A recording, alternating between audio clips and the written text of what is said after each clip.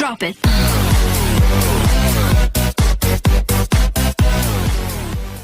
Nama kelompok cek.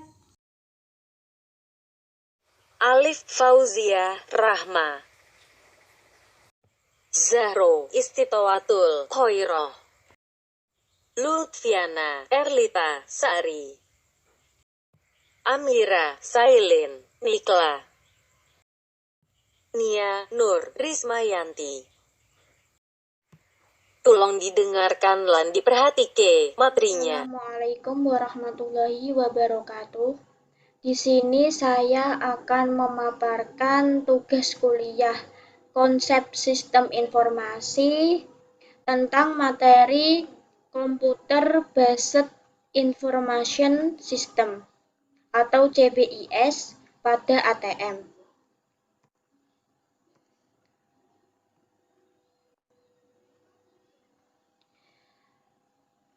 Anggota kelompok kami yang pertama, saya sendiri, yaitu Alif Fauzia Rahma dengan NIM 202053168.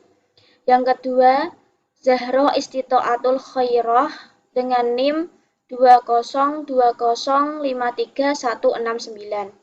Yang ketiga, Lutfiana Erlita Sari dengan NIM 202053183. Yang keempat, Amira Sailin Nikhla dengan NIM 202053213. Yang kelima, Nia Nurismayanti dengan NIM 202053216. Materi yang pertama akan diterangkan dan dipaparkan dengan Saudara Amira Sailin Nikhla.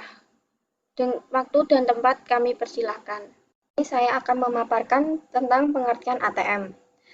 ATM atau Automated Teller Machine atau dalam bahasa Indonesia dikenal dengan anungan tunai mandiri, merupakan alat elektronik yang diberikan oleh bank kepada pemilik rekening yang dapat digunakan untuk secara elektronis seperti mengecek saldo, mentransfer uang, dan juga mengambil uang dari mesin ATM tanpa perlu dilayani seorang teller.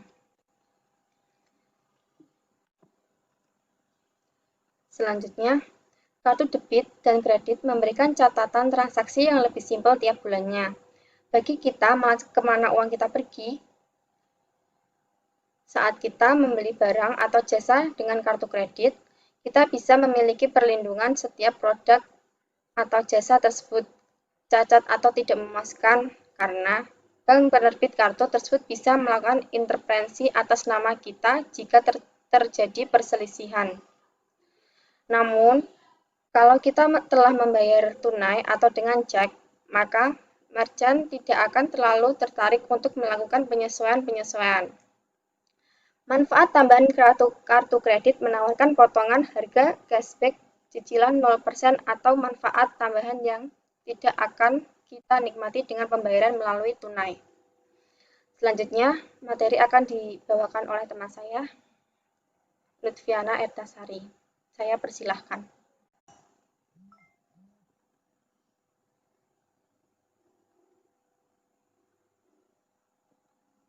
Untuk selanjutnya itu contoh dalam segi fleksibilitas. Untuk ini misalnya itu kita berada di sebuah perbelanjaan atau sebuah mall dan kita melihat barang yang sedang diobral atau dalam barang itu sedang diskon dalam waktu yang terbatas. Tapi kita tidak punya uang saat itu dan kita juga tidak ingin melewatkan kesempatan untuk mendapatkan barang itu. Jadi kartu kredit ini memungkinkan kita untuk memanfaatkan momen diskon atau penawaran khusus tersebut.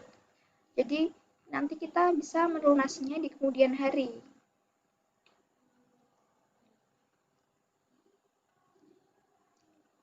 Lalu juga pengaturan anggaran itu akan jadi lebih mudah jika dengan menggunakan kartu kredit. Kita bisa merencanakan melakukan pembelian dalam jumlah besar dan juga membayarkannya sekaligus maupun secara bertahap atau mengangsur sesuai dengan kemampuan kita. Dan kartu debit atau kredit itu merupakan elemen yang penting untuk berbelanja via surat, telepon, dan juga internet. Contohnya itu dalam pemesanan tiket pesawat atau juga kamar hotel.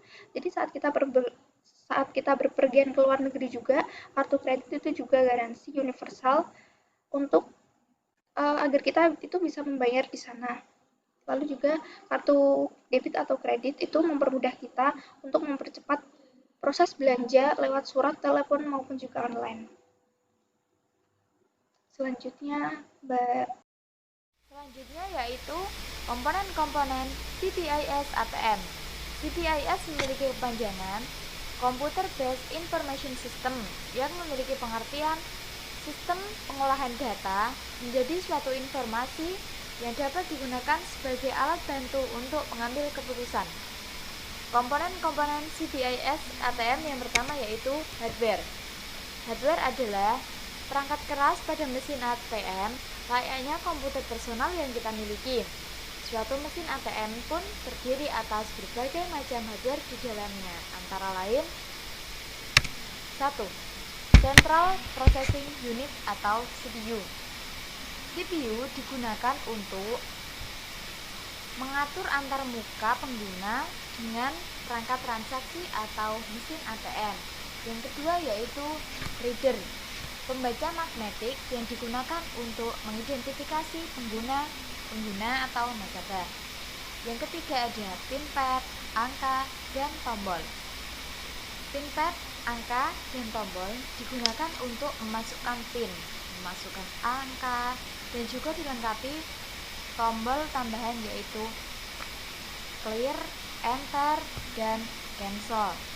Yang keempat ada function description button, digunakan untuk memilih transaksi, ya, contohnya pembayaran, transaksi transfer, cek saldo, dan lain-lain. Yang kelima ada secure crypto process, yaitu alat keamanan untuk skripsi PIN. Yang keenam ada monitor atau layar ATM. Monitor yaitu media untuk menampilkan output tampilan, informasi, dan transaksi yang sedang dilakukan. Yang ketujuh, speaker, media untuk menampilkan output berupa suara untuk memberikan informasi. Yang ke-8 ada housing atau casing, yaitu casing untuk mesin ATM. Yang ke-9 ada record printer, yang digunakan untuk mencetak slip transaksi pengguna setelah dilakukannya transaksi. 10. Dispenser atau presenter, yaitu mesin penarik atau penghisap dari kontak uang di dalamnya, di dalam ATM maksudnya. Yang ke-11 ada fixed disk drive, yaitu media penyimpanan untuk menyimpan software ATM. 12. Floppy disk drive atau port USB untuk melakukan instalasi software ATM atau untuk keperluan backup data transaksi ATM. 13. Cash money slot, media output untuk mengambil uang penarikan tunai. 14. Cash deposit slot, media input untuk memasukkan uang setoran tunai. Selanjutnya, komponen CPIS ATM yang kedua adalah software. Selain memiliki hardware, suatu ATM pun memiliki software di dalamnya. Sistem operasi Windows. Yang pertama, Windows NT. Windows NT merupakan sebuah sistem informasi 32 bit dari Microsoft yang menjadi leluhur sistem informasi Windows 2000, Windows Server 2003, dan Windows Vista. Windows NT dikatakan menjadi leluhur karena Windows NT diciptakan pada tahun 1993 atau Windows pertama. Yang kedua, Windows 2000, sebuah versi sistem operasi Windows yang merupakan versi pengembangan dari Windows NT versi 4.0, dikeluarkan oleh Microsoft tanggal 17 Februari tahun 2000 tepatnya di Amerika, setelah beberapa kali penundaan peluncuran. Linux 2000 juga kembali dirilis dengan versi terbaru pada tanggal 13 September pada 2005. Yang ketiga ada Linux OS, adalah OS yang bersifat open secure, yang berarti kode-kode sumber Linux dapat digunakan, dimodifikasi, dan didistribusikan secara bebas oleh siapapun. Lisensi Linux yang berada di bawah naungan GNU pun gratis. Jadi, kita tidak perlu mengeluarkan biaya sedikit pun jika ingin menggunakannya. Sekian, terima kasih. Nama saya Zahro Istitoatul Khairah. Di sini saya akan mempresentasikan metode pengukuran menurut McCall memiliki 3 aspek penting dari suatu produk software. Yang pertama yaitu karakteristik operasional, yang kedua kemampuan perubahan ketika software sudah berjalan, dan yang ketiga kemampuan beradaptasi terhadap lingkungan baru.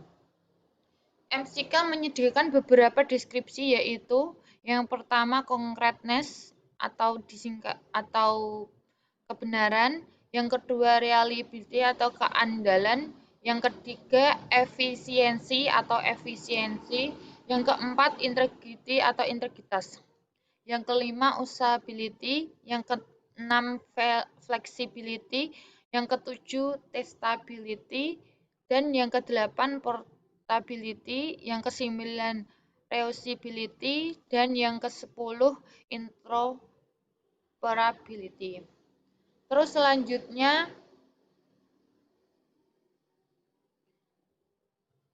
database. Database bisa dikatakan sebagai suatu kumpulan dari data yang tersimpan dan diatur atau diorganisasikan sehingga data tersebut bisa diambil atau dicari dengan mudah dan efisien. Sebagai contoh sederhana dalam database mungkin yang sering Anda lihat adalah buku telepon. Dalam pembuatan ATM, pihak bank harus menghubungi berbagai terminal data bank pada suatu pola terhubung. Kedua, sistem jaringan komunikasi data perbankan di Indonesia diklasifikasikan menjadi 3. Yang pertama, LAN, Local Area Network.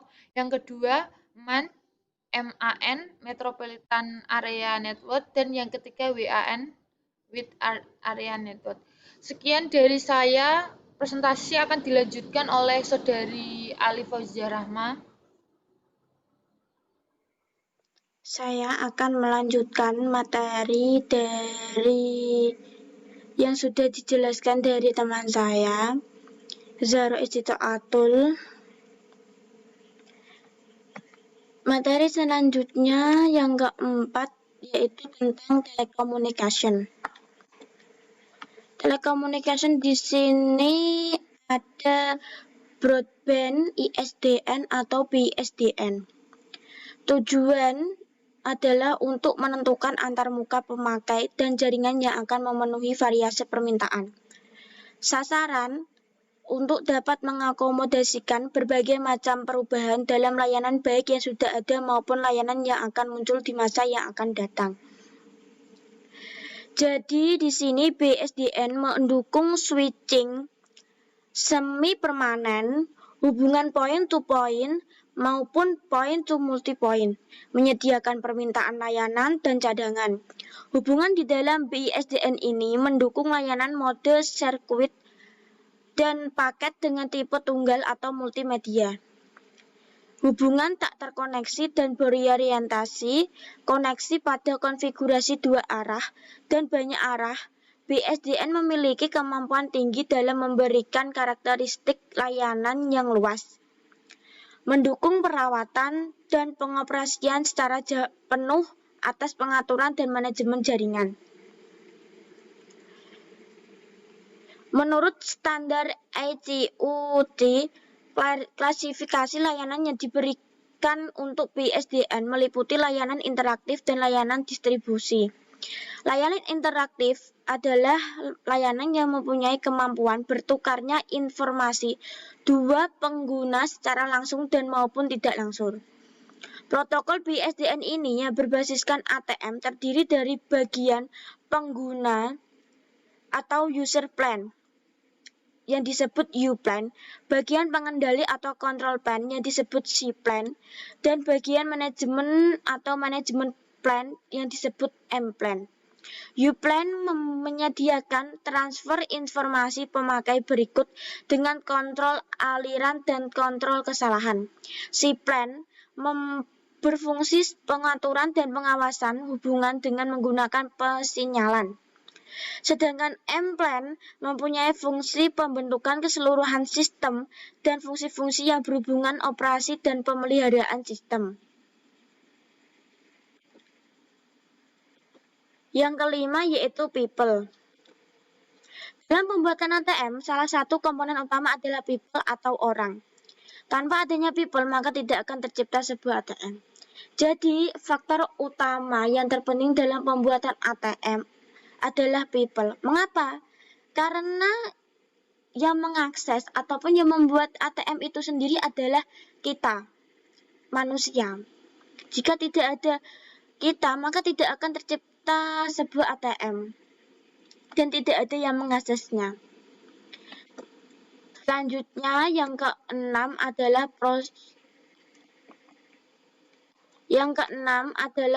prosedur. Prosedur itu dibagi menjadi dua ya. Yang pertama mencari mesin ATM terdekat. Jadi hal yang pertama harus kita cari adalah mencari mesin ATM itu sendiri. Sesuaikan dengan ATM yang kita punya. Namun harus diketahui bank yang dimasuki dalam jaringan ATM bersama, kita dapat melakukan penarikan uang di mesin ATM bank manapun. Namun beberapa bank akan mengenakan biaya admin sebesar 6.500. Yang kedua adalah lakukan transaksi dengan kartu debit. Setelah menemukan ATM yang pas, pastikan juga kita membawa kartu debit alias kartu ATM. Selain itu juga, tentukan pecahan nominal uang yang akan ditarik. Langkah-langkahnya agar dapat melakukan penarikan tunai adalah sebagai berikut. Yang pertama, masukkan kartu ATM ke mesin ATM. Jadi, yang pertama kita mengambil ATM kita dalam dompet, setelah itu kita memasukkannya ke dalam mesin ATM. Yang kedua, pastikan kartu tidak terbalik. Caranya, awalan nomor pada kartu ATM menghadap atas karena itu adalah bagian yang dimasukkan terlebih dahulu. Jadi, kartu ATM itu tidak boleh terbalik ya. Jika terbalik, maka kita tidak akan bisa mengakses dan otomatis kartu itu biasanya itu tidak bisa masuk ke dalam mesin ATM itu sendiri. Yang ketiga adalah pilih bahasa Indonesia atau bahasa Inggris. Jadi pilihlah bahasa yang kita bisa. Misalkan kita bisa bahasa Indonesia ya kita ambil bahasa Indonesia saja. Ataupun kalau kita bisa bahasa Inggris ya kita pakai bahasa Inggris, gak apa-apa. Yang keempat, masukkan PIN ATM. Jadi, masukkan PIN ATM yang kalian buat pertama kali saat membuat ATM di bank. Itu dimasukkan PIN ATM-nya agar kita bisa mengakses dan memilih fitur-fitur yang ada di ATM. Yang kelima, pilih jumlah uang yang akan diambil. Layar akan langsung menampilkan nominal-nominal yang bisa langsung diambil. Jadi, kita bisa mengambil sesuai yang kita inginkan. Yang keenam, jika nominal pada poin nomor 5 tidak ada yang sesuai, kita bisa pilih transaksi lain yang disebut penarikan atau jumlah lain. Jadi jika kita tidak di dalam fiturnya tidak ada sesuai yang kita inginkan, maka bisa ditarik yaitu dengan menggunakan penarikan. Masukkan berapa jumlah yang ingin kita ambil. Yang ketujuh, lalu masukkan jumlah yang ingin kita ambil ya. Ini sesuai yang saya jelaskan tadi ya. Yang kedelapan, pilih cetak resep jika ingin mendapatkan struk transaksi. Jadi jika kalian biasanya kan kalau transfer membutuhkan bukti transfer. Ya ini yang disebut dengan resep. Biasanya otomatis keluar sendiri setelah kita cancel dari ATM itu biasanya keluar sendiri. Yang ke-9, uang akan keluar dari mesin. Yang ke-10, ambil uang. Yang ke-11, tekan cancel pada keyboard mesin ATM. Yang ke-12, kartu ATM akan keluar. Jadi sebelum kartu ATM itu keluar dari mesin ATM, jangan kalian tinggal seenaknya sendiri. Jadi tunggu sampai kartu ATM itu benar-benar keluar. Jika belum, ya ditunggu sampai ATM itu keluar sendiri.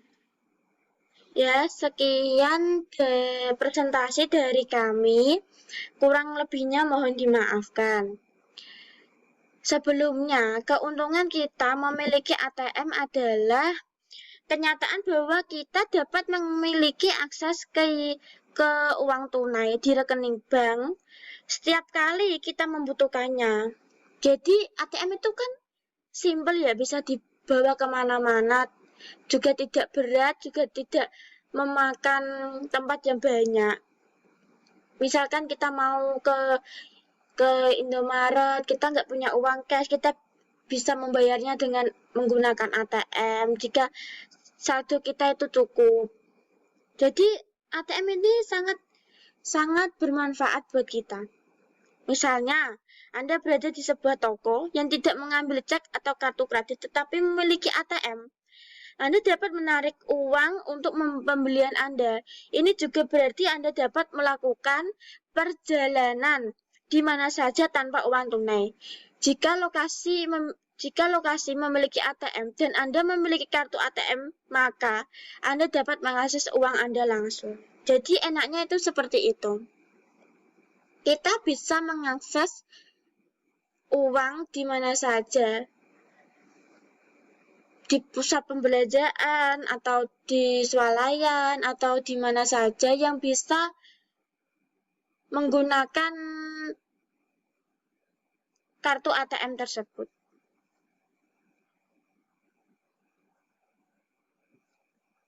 Sekian dari kelompok kami, kurang lebihnya mohon dimaafkan. Wassalamualaikum warahmatullahi wabarakatuh. Semoga bermanfaat ya.